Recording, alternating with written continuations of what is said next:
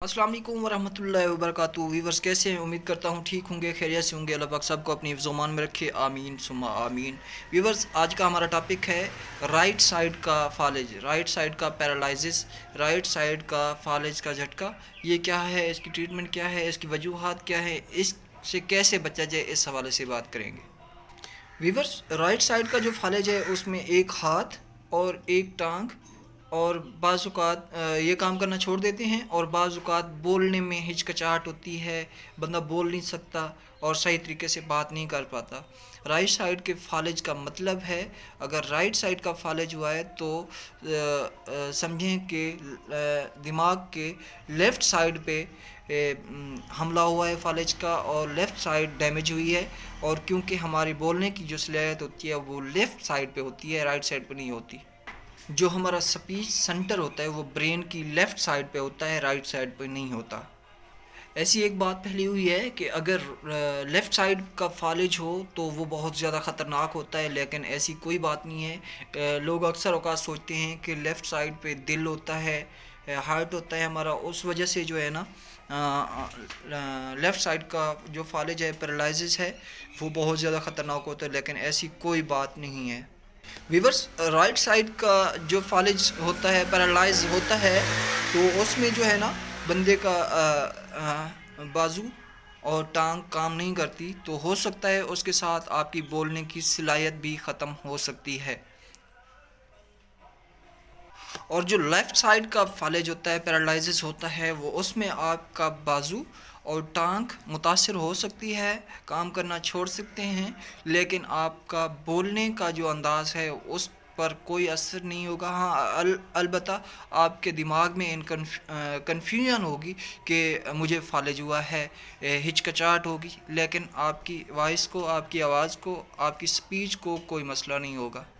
Viewers right side में जब बंदे को पैरालिसिस होता है, फालिज होता है, तो उसमें कई एक उसकी वजूहत हैं, टाइप्स हैं, जिसमें बंदा बोल नहीं सकता, स्पीच मुतासर होती है। जो मरीज़ वीवर्स फालिज में बोल नहीं सकता उसे एफेजिया कहते हैं, और जो बोल सकता है उसे डिस्फेजिया कहते हैं।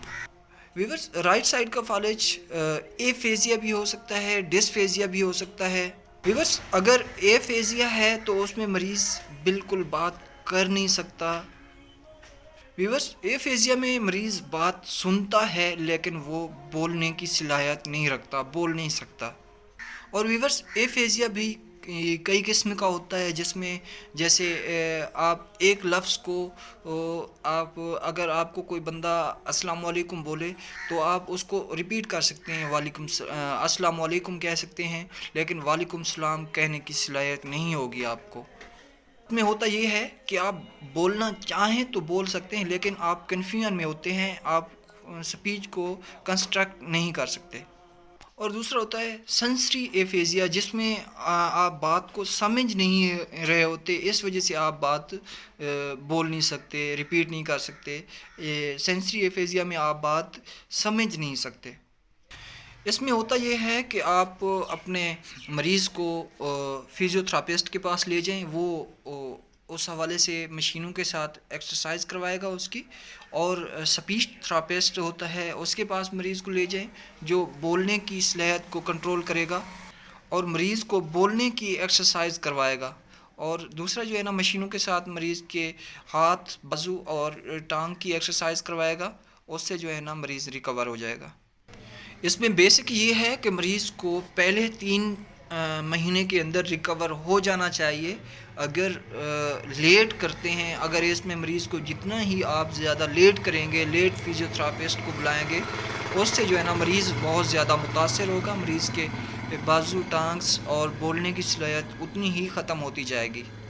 और वीवर्स सबसे इम्पॉर्टेंट बात यह है कि बाज़ औक़ात ऐसा मरीज़ होता है कि जो मरीज़ समझ रहा होता है, आ ऊ ई कर सकता है, लेकिन समझ रहा होता है, वो बोलने की सलाहियत नहीं होती, और मरीज़ के सामने اس کو بار بار بات بولنے کے لیے اریٹیٹ نہ کیا جائے، اس کو پریشان نہ کیا جائے، اور مریض کے سامنے ایسی اللہ معاف کرے کوئی ایسی بات نہ کی جائے جس سے مریض اریٹیٹ ہو اور اس کو جیسے کہتے ہیں کہ یہ بات سمجھ نہیں رہا اور پاگل پن کا شکار نہ ہو جائے، اس ٹائپ کی کوئی بات اس کے سامنے نہ کی جائے جس سے مریض پریشان ہو، اریٹیٹ ہو۔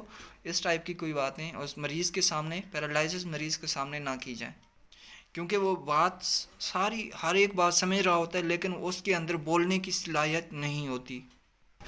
ویورز، ایسے تمام مریضوں کو نیورو سرجن کو دکھایا جائے۔ ویورز، اگر ویڈیو پسند آئے تو لائک اور شیئر ضرور کر دیں اور میرے چینل کو سبسکرائب کر دیں تاکہ، اور ساتھ میں دیے گئے بیل آئیکن کو دبا دیں تاکہ میری ہر آنے والی نئی ویڈیو آپ تک بآسانی پہنچ سکے۔